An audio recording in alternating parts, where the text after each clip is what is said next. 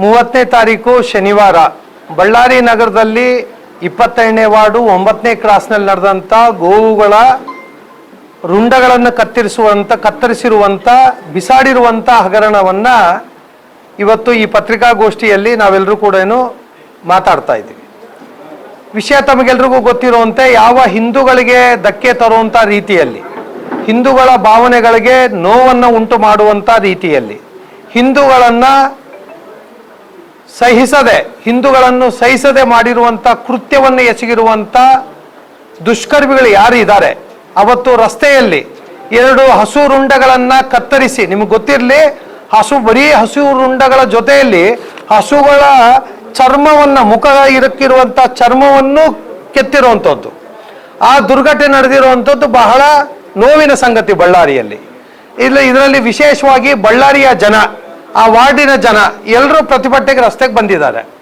ಪ್ರತಿಭಟನೆಗೆ ಬಂದಾಗ ಎಲ್ಲರೂ ಕೂಡ ಹಿಂದೂ ಪರ ಸಂಘಟನೆಯವರು, ನಾವು ಎಲ್ಲರೂ ಸೇರ್ಕೊಂಡು ನೋಡಿದ್ರೆ 2 ಹಸುಗಳ ರುಂಡಗಳನ್ನ ಯೂರಿಯಾ ಚೀಲದಲ್ಲಿ ಬಿಸಾಡಿದ್ದಾರೆ. ಇದನ್ನ ನೋಡಿ ಅರ್ಧ ಗಂಟೆಯಲ್ಲಿ ಎಲ್ಲರೂ ಕೂಡ ಜನ ಸೇರ್ತಾ ಇದ್ದಾರೆ. ಮಹಾನಗರ ಪಾಲಿಕೆಯವರು, ಪೊಲೀಸ್ ಇಲಾಖೆಯವರು ಎಲ್ಲರೂ ಕೂಡ ಬಂದು ಇಲ್ಲ ಇದನ್ನ ನಾವು ತಗೊಂಡೋಗ್ತೀವಿ ಅಂತ ಹೇಳಿ ಶುರು ಮಾಡಿದ್ರು.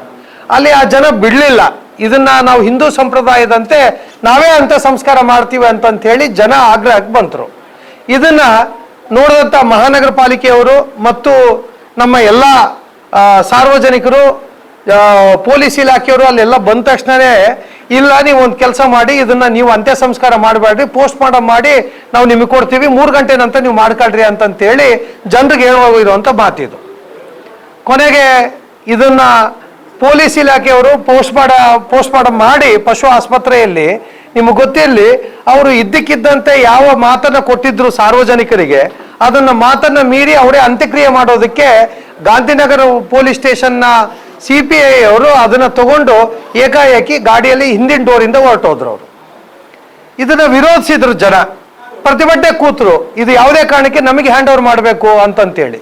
ದುರಂತ ಏನಂತ ಹೇಳಿದ್ರೆ, ಯಾರು ನಾವು ಪ್ರತಿಭಟನೆಗೆ ಜನ ಕೂತಿದ್ರು, ನಾವು ಕೂತಿದ್ವಿ, ನಿಮ್ಗೆ ಗೊತ್ತಿಲ್ಲ, ಜನರ ಜೊತೆಗೆ ನಾವು ನಿಂತಿದ್ವಿ, ಅಂತ ಜನರ ಜೊತೆ ಮೇಲೆ ಬಿಜೆಪಿಯ ಕಾರ್ಯಕರ್ತರು ಮತ್ತು ಪರಿವಾರದ ಕಾರ್ಯಕರ್ತರ ಮೇಲೆ 11 ಜನರ ಮೇಲೆ ಕೇಸನ್ನ FIR ದಾಖಲು ಮಾಡಿದ್ದಾರೆ. ರಾತ್ರಿ ನಾವು ಹೇಳಿದ್ದೇನು, ಯಾರು ಕತ್ತರಿಸಿದ್ದಾರೆ, ಹಸುಗಳ ರುಂಡಗಳನ್ನು ಕತ್ತರಿಸಿದ್ದಾರೆ ಅಂತವ್ರನ್ನ ಹಿಡಿದು ಶಿಕ್ಷೆಗೊಳಗಾಗಿ ಅಂತೇಳಿ ನಾವು ಕೇಳಿದ್ರೆ, ಅವ್ರು ಮಾಡಿದ್ದೇನಪ್ಪ ಅಂತ ಹೇಳಿದ್ರೆ ನಮ್ಮ BJP ಅವ್ರ ಮೇಲೆ ಮಾಡಿದ್ದಾರೆ. ಇದ್ರ ಹಿಂದೆ ಯಾರ ಕೈವಾಡ ಇದೆ ಅನ್ನೋದಂತೂ ಕೂಡ ಇದು ಬಯಲಿಗೆ ಬರಬೇಕು. ಒಂದು, ಯಾರು ಕತ್ತರಿಸಿದ್ದಾರೆ ಹಸುಗಳ ರುಂಡವನ್ನ, ಅದು ಅವರಿಗೆ ಶಿಕ್ಷೆಯನ್ನು ಒಳಪಡಿಸಬೇಕು.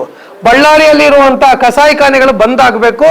ಎಲ್ಲೆಲ್ಲಿ 10 ನಂಬರ್ ಅಂತೇಳಿ ಏನು ದನದ ಮಾಂಸವನ್ನ ತೂಗಾಕಿ ತಿಂತಾ ಇದ್ದಾರೆ, ಅದನ್ನೆಲ್ಲವೂ ಕೂಡ ಮಹಾನಗರ ಪಾಲಿಕೆ ಮತ್ತು ಜಿಲ್ಲಾಡಳಿತ ತಕ್ಷಣ ಅದ್ರ ಮೇಲೆ ಕಾನೂನು ಕ್ರಮವನ್ನ ಕೈಗೊಳ್ಳಬೇಕು.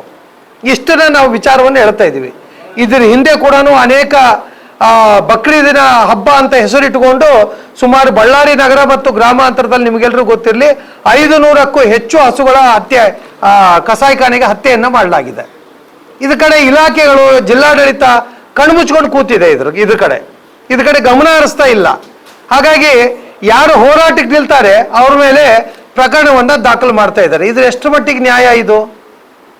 ಅದಕ್ಕೆ ಇದನ್ನ ಇನ್ನೊಂದು 2-3 ದಿನದಲ್ಲಿ ಅವರು ಯಾರು ಹಸುಗಳನ್ನ ಕತ್ತರಿಸಿದ್ದಾರೆ ಅವರಿಗೆ ಪನಿಷ್ಮೆಂಟ್ ಶಿಕ್ಷೆಯನ್ನ ಒಳಪಡಿಸದಿದ್ರೆ ನಾವು ಕೂಡ ಮುಂದಿನ ಹೋರಾಟವನ್ನ, ರೂಪುರೇಷೆಗಳನ್ನ, ಮುಂದಿನ ನಿರ್ಣಯವನ್ನ ನಾವು ಮಾಡೋರಿದ್ದೀವಿ.